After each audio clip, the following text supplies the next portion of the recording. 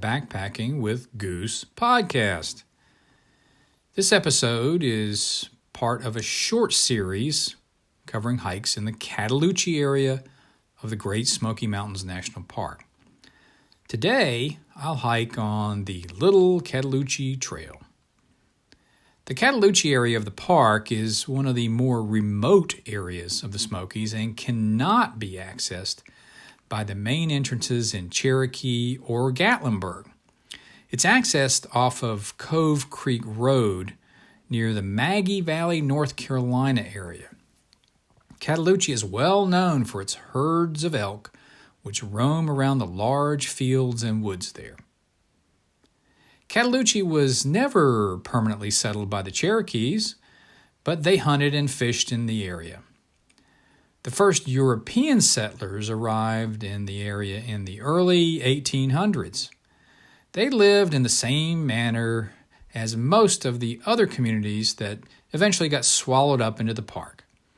They were primarily subsistence farmers, but also engaged in some side businesses like commercial apple growing. Cataloochee is divided into two areas, Big Cataloochee and Little Cataloochee. Big Cataloochee was the first area to be settled, and as the population grew there and land became scarce, many of the younger families moved to Little Cataloochee. By 1910, there were over 1,200 people living in both Cataloochees, making it the largest community in what is now the Great Smoky Mountains National Park. In the early 1900s, Cataloochee residents embraced the revenue that they could make from tourism by stocking the local streams with rainbow trout and providing room and board for anglers and tourists in their homes. By 1938, few people were left in Cataloochee due to the creation of the park.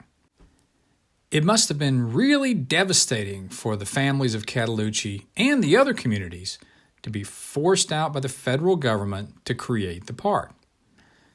Much of what was then farms and orchards has now been reclaimed by the forests. There are several buildings still in the valley, including Palmer Chapel, Beech Grove School, and several old frame houses, including the Caldwell Place. There are quite a few trails in Cataloochee, as well as the campground that I'll be using as base camp for my series of hikes here. There is no camp store at this campground, so you'll need to make sure you have all your provisions before arriving if you plan to camp there. Be aware that if you visit the area to see the elk and tour the old buildings for the day, that there is no picnic area here. To access Cataloochee, you'll need to take the very windy Cove Creek Road, which can be accessed on Highway 276. Cove Creek Road is very near Interstate 40 at exit 20. Beware that there is no sign if you're coming off of Interstate 40 onto 276, but it's the first road on the right after you get onto 276. There is a sign if you're coming from the other direction on Highway 276. Also beware that Cove Creek Road turns into a gravel road about halfway to Cataloochee. Cove Creek Road is about 11 miles long. Now on to the hike. Today I'll be hiking the Little Cataloochee Trail. When I had originally planned my series of hikes in Cataloochee, I had planned to hike some other trails, but in reviewing their current conditions, I found that two of those trails had been severely damaged by Hurricane Helene, and that sections of those trails were still impassable. Luckily, there were a lot of other trails to choose from. However, Little Cataloochee Trail was one of my original choices, and it does remain hikeable. In the old days, this trail was used as the primary way to get from Big Cataloochee to Little Cataloochee. During this hike, I'll climb Nolan Mountain, which separates the two valleys. I'll start my hike on Pretty Hollow Gap Trail, which can be accessed on Cataloochee Road, which is the main road running through this area. After 0.8 of a mile, I'll then turn right on the Little Cataloochee Trail. I should see Palmer Chapel just before the junction of the trails. I'll also see Palmer Creek in the first section of the hike. The first 2 miles should be a gradual uphill climb, crossing a couple of streams along the way. During this part of the hike, I should also see some old stone walls that were once part of the Messer homestead. As I pass through Davidson Gap, I should pass some horse trails, and there's supposed to be a rustic bench where I'll take a water break if I need to. The trail reviews that I've read on this hike indicate that the trail will then go downhill for a while before I start the uphill climb on Nolan Mountain. It's in this area that I'll pass Cook Cabin, the former home of Daniel and Harriet Cook. At this point, the trail should get wider, and in about 3/4 of a mile, I'll reach Little Cataloochee Baptist Church and Cemetery. At little less than 5 miles into the hike, I'll reach a spur trail that goes to Hanna Cabin, the homestead of Evan Hanna. As I plan to spend some time exploring all the various buildings I pass, I don't plan to hike the trail any further. The trail does continue for another 1.2 miles where it ends at Old Cataloochee Road. Online trail reviews of hikes in Cataloochee are more scarce than hikes in many other areas of the park, so I'm not that confident in what I'm about to tell you. I'm guessing that the total length of my out and back hike today will be about 9.6 miles with a total elevation gain of around 2,100 feet. The reviews that I have read rate this as a difficult hike. That's all for now. I'll catch up with you at the halftime report.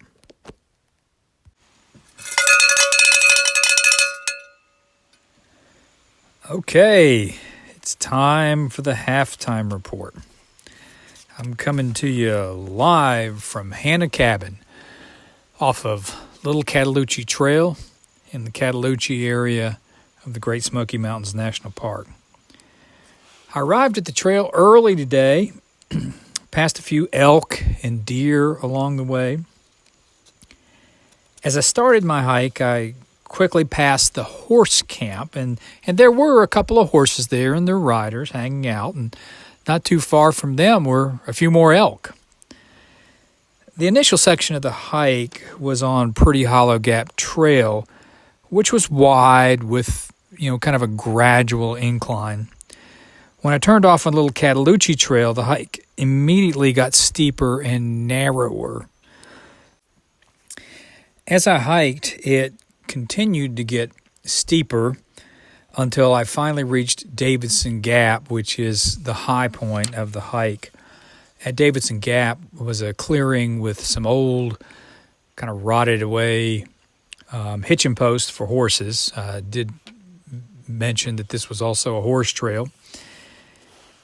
As I continued on the trail by descending down the other side of Davidson Gap, I noticed that the foliage was clearer. In other words, there wasn't a lot of undergrowth in that area for whatever reason, so I could see much better in the woods than on the other side of Davidson Gap. I did pass a couple of large sections of stone walls along the way over the next 1/4 of a mile or so. And then I arrived at the dilapidated Cook Cabin and hung out there for a while. There's no sign there indicating that it is Cook Cabin. There's just a sign there saying you can't take horses past a certain point. But the thing is really in pretty bad shape. It's got a lot of rot and just doesn't look like they're even trying to maintain it. I guess they're just going to gradually let this one rot away. A little further down the trail, I reached Little Cataloochee Baptist Church. I explored the church and the cemetery for a while, and then it started to rain, so I hung out in the church until the rain ended. The church is in fantastic condition. I suspect that it may still be used occasionally. Well painted outside and in. The church pews were freshly painted or recently painted. And there was picnic tables around the back. So, like I said, I think this is probably still an actively used church for special occasions or something like that. Then I continued on the trail until I reached the side trail to Hannah Cabin, which was clearly marked. The cabin's not too far off the main trail. So I got up here and I'm hanging out. I'm going to get hydrated, have a snack, and just chill here for a while and hope that it doesn't rain on me anymore on the return hike. So that's all for now. I'll catch you on the wrap-up. It's time for the wrap-up on Little Cataloochee Trail. My return hike was long, but it was okay. Climbing back up over Davidson Gap wasn't all that fun. I forgot to mention a little earlier in the earlier section that I had to rock hop a bunch of streams during the hike today. I was reminded of that on the return hike. And also I did cross 2 very small bridges during the hike. On the return hike, I noticed many more sections of the rock walls that I had mentioned previously. I guess I saw them because I was looking at it from a different perspective, different angle on the return hike. But there were actually quite a few of them, and one of them is quite long. When I was about half a mile from the trailhead, it started to rain very lightly, but I didn't get wet. When I got back to the Goosemobile, I decided to do a little bit of sightseeing, so I did that around Cataloochee and made my way to the campground where I set up my tent and took a power nap. Just as I was starting to get ready to cook my dinner, it started to rain. So I thought that I would sit in the Goosemobile and record the wrap-up instead and just wait for the rain to finish before I have dinner. But it seems like it's let up a lot at this point, so I should get my dinner shortly. My hike today was 10.95 miles with a total ascent of 2,192 feet. So it was a strenuous hike and is not for everyone. I enjoyed this hike, but I was disappointed at the deteriorating condition of the 2 cabins that I saw. Both of them were really not being maintained at all, and there was rot. And I sure hope that the Park Service does something to preserve those 2 historic cabins.